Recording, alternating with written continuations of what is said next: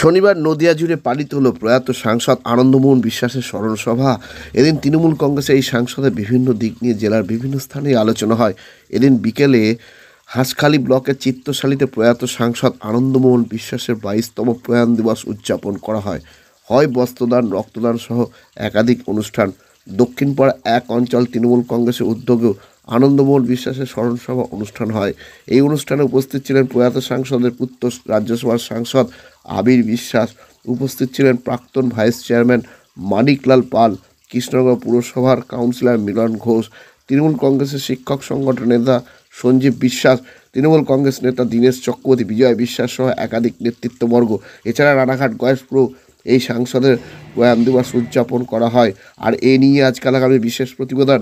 নদিয়ায় পালিত হলো প্রয়াত সাংসদ আনন্দমোহন বিশ্বাসের স্মরণ সভা। নয় অ্যাপেলো, হাত বাড়ালেই অ্যাপেলো। অ্যাপেলো এবার আপনার বাড়ির কাছে।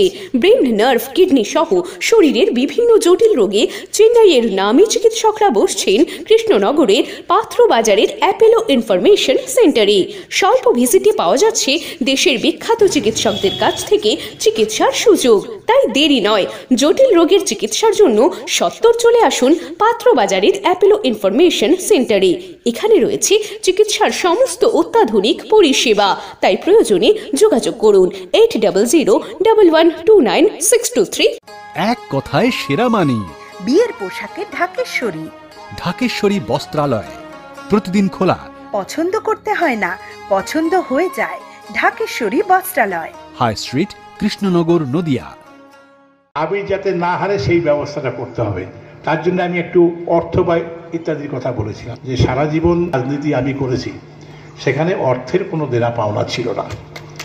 এবং অর্থ প্রাসঙ্গিক নয়, মানুষই প্রাসঙ্গিক। মানুষের কাছে থাকতে হবে, মানুষকে নিয়ে চলতে হবে, ওখানে অর্থের কোনো মূল্যই নেই।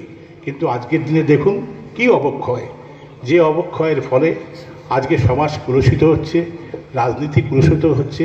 তাই আজকের দিনে আমরা সবাইকে অনুরোধ করব, চলুন তার আদর্শকে অনুসরণ করি, যাতে এই সমাজের জন্য যে দৃষ্টান্ত তিনি স্থাপন করে গেছেন নদিয়ার বুকে, আমরা যাতে তাকে ভুলে না গিয়ে মানুষের সেবায় আমাদের নিয়োজিত করতে পারি। দেখ, রাজনীতি করতে এসছিস, যদি রাজনীতি করিস জীবনে, তাহলে একটা জিনিস মাথায় রাখবি, সেটা হচ্ছে কখনো ব্যক্তিত্বটা নষ্ট করবি না। ছিল যে একটা মানুষ যদি তার হাইটটা 6 ফিট হয়, সে যদি খেতে না পায়, ওজনটা কমে, তার হাইটটা কিন্তু কমবে না। এ ধরনের ব্যক্তিত্ব সম্পন্ন রাজনীতিবিদ নদিয়ায় আর আছেন কিনা আমার সন্দেহ আছে, আগামী দিনেও আসবেন কিনা আমার যথেষ্ট সন্দেহ আছে। নদিয়ার রূপকার, এটা আমরা জানি। ইন্দিরা গান্ধীর সবুজ বিপ্লবের ডাকে সাড়া দিয়ে নদিয়াকে খাদ্যে স্বয়ং সম্পূর্ণ করার জন্য একজন রাষ্ট্রমন্ত্রী হিসেবে বাংলার জন্য যে কাজটা করেছেন, নদিয়ার জন্য যে কাজটা করেছেন, কোনোদিনও সেটা ভুলতে পারবে না। আনন্দদা পূর্ণমন্ত্রী ছিলেন আমাদের সাত্তার সাহেব। বিশ্ববিদ্যালয়টা মুর্শিদাবাদে চলে যাচ্ছে, তখন সিদ্ধার্থ শঙ্কর রায়কে গিয়ে বললাম, মানুদা, যে কৃষি বিশ্ববিদ্যালয়টা নদিয়া ছেড়ে মুর্শিদাবাদে নিয়ে যাওয়া যাবে না, যেমন করেই হোক আপনি এটা নদিয়াতে রাখুন। তো শঙ্কর রায় বলা হয়, তাহলে আমি বলবো বই পড়তে হবে না। আশ্বাসের সান্নিধ্য কেউ যদি পেয়ে থাকে, তাহলে রাজনীতির জ্ঞান তাহলে তার এমনিতেই হয়ে যাবে, তাহলে তার রাজনীতি এমনিই শিখতে পারবে। উপলব্ধি, বর্তমান যে সময় চলছে সেখানে আনন্দমোহন বিশ্বাসের অভাব বিশেষভাবে উপলব্ধি।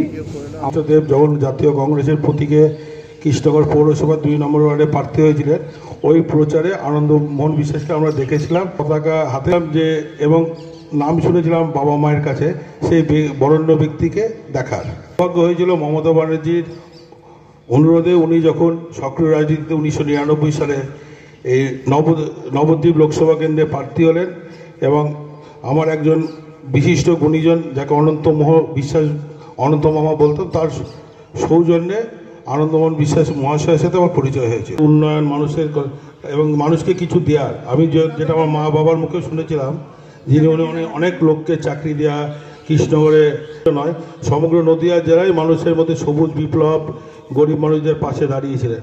ঠিক কোনো একটি অভিজ্ঞতা হয়েছিল, 1 সালে আমি ল পাস করে উকিল হিসেবে যাই এবং ওনাকে করি এবং উজ্জ্বলদা আমাদের মাননীয় মন্ত্রীর সাথে, এবং ওনাকে যখন প্রণাম করি তখন উনি বলেন প্রথম কথায়, যেমন টাইমে উকিল হলি তখন আমি আর ক্ষমতায় নেই, কারণ ঘূর্ণির জ্যোতিষ শাহকেই আমি কৃষ্ণনগরে নদিয়া জেলার পিপি করেছিলাম। সে নেই, উনি বেঁচে থাকলে খুশি হতেন। পরবর্তীকালে যখন মমতা বন্দ্যোপাধ্যায়ের নেতৃত্বে মামাটি মানুষের সরকার হয়, আমি এখনও সরকারি উকিল এবং আমি অ্যাডিশনাল পিপি হয়েছিলাম। রাজনীতি করলে প্রাসঙ্গিক থাকতেন কিনা, আমি সচেতনভাবেই এই কথাটা বলছি, কারণ তিনি যে রাজনীতি করতেন আর আজকে যে রাজনীতি চলতোর ডিফারেন্সটা বড়ই বেশি। তিনি যে একটা মানুষ তখনই নেতা হতে পারে সমাজের, রাজনৈতিক দল তো এই সমাজেরই সৃষ্টি, মানুষের সঙ্গে নিরন্তর যোগাযোগ এবং মানুষ করার চিন্তা ভাবনা, তাদের ভালো কি করে হবে, সমাজের উন্নতি কি করে হবে, এই চিন্তা ভাবনা এটা বেসিক। এই কাজ করতে গিয়ে তা যেন সব প্রশ্ন চিহ্নের ঊর্ধ্বে থাকে, কাজটাই করুক, সৎভাবে করুক। এক জায়গায় অনেকে সেই কাজের ব্যাপারে নানা প্রশ্ন তুলে দিই। জানি আমার প্রয়াত পিতা নরিনঘাটা থেকে করিমপুর যত কাজ করেছেন, কোনোদিন কোনো মানুষ এমনকি বিরোধী দলেরও কোনোদিন একটা প্রশ্ন তুলতে পারেননি। আলী আহমেদ তৎকালীন রাষ্ট্রপতি, সিদ্ধার্থ শঙ্কর রায় মুখ্যমন্ত্রী, তারা থেকে এই ইউনিভার্সিটির উদ্বোধন করে এই প্রসঙ্গ তুলেছেন।